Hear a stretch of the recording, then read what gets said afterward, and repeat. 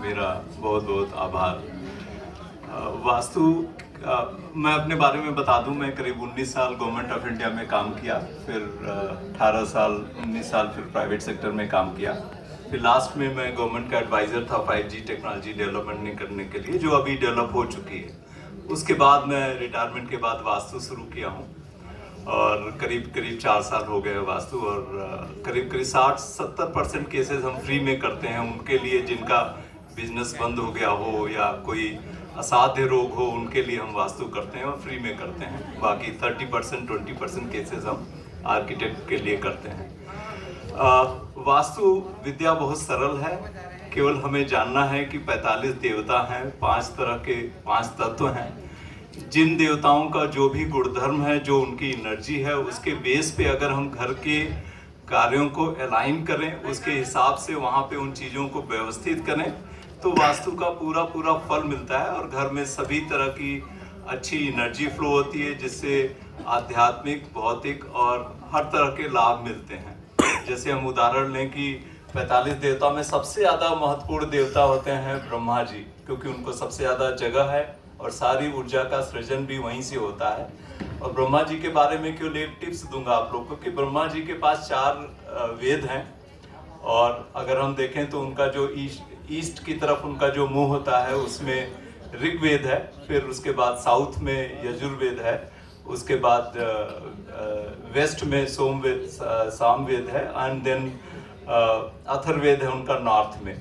तो अगर कोई बिजनेसमैन है या कोई भी है जो एक प्लानिंग करता है, तो उसका कभी कभी प्लान फेल हो जाता है या प्लान ठीक हो जाता है लेकिन वो इम्प्लीमेंट नहीं हो पाता, एक्शन नहीं हो पाता उस पर, या एक्शन भी हो पाता है लेकिन उसकी जो क्वालिटी ऑफ प्रोडक्शन है या क्वालिटी ऑफ एक्टिविटी है या जो रिजल्ट्स है वो ठीक नहीं है, या सब कुछ होता है और प्रोडक्शन होने के बाद चीज़ें बिक नहीं रही हैं या सर्विस चीज़ें चल नहीं रही हैं। तो इसके लिए अगर आपको एक वास्तु देखना है तो उसके ब्रह्म स्थान पे खड़े हो जाइए, और ईस्ट में अगर उसकी प्लानिंग फेल हो रही हो, इमेच्योर प्लानिंग हो रही हो, तो ईस्ट की ओर देखिए, ब्रह्म स्थान से ईस्ट की ओर जरूर दोष मिलेगा।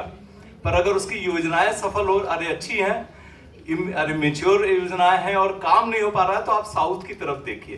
तो साउथ की तरफ अगर दोष होगा तो उसका क्रियान्वयन नहीं हो पाएगा, मतलब जो चाहे जितनी अच्छी योजना है वो हो नहीं पाएगी।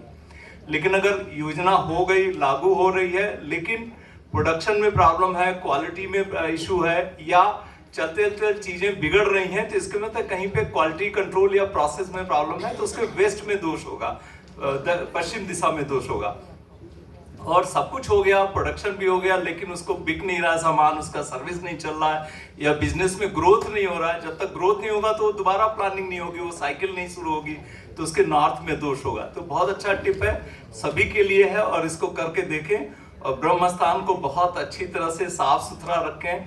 बहुत सारे केसेस में मुझे मिलता है, बहुत अच्छे बिल्डर हैं, मतलब भोपाल के नामी गिरामी बिल्डर हैं और बहुत अच्छे वास्तु शास्त्री हैं, नाम नहीं लेना चाहूँगा, हमारे गुरु हैं, लेकिन ब्रह्म स्थान पे सीढ़ी मिलती है मुझे मल्टी स्टोरी अपार्टमेंट में। ब्रह्म स्थान पे हमें मतलब सीढ़ी में जो इंटरनल लोग सीढ़ी बना देते हैं वो ठीक बीच से बनाते हैं, या टॉयलेट मिलता है। तो मेरा सबसे गुजारिश है कि कम से कम ब्रह्म स्थान को एकदम ध्यान रखें, वो सबसे बड़ी, सबसे अच्छी और जो ऊर्जा का सृजन है वहीं से होता है। अगर वो अच्छा है तो काफ़ी कुछ चीज़ें रिजॉल्व हो जाती है।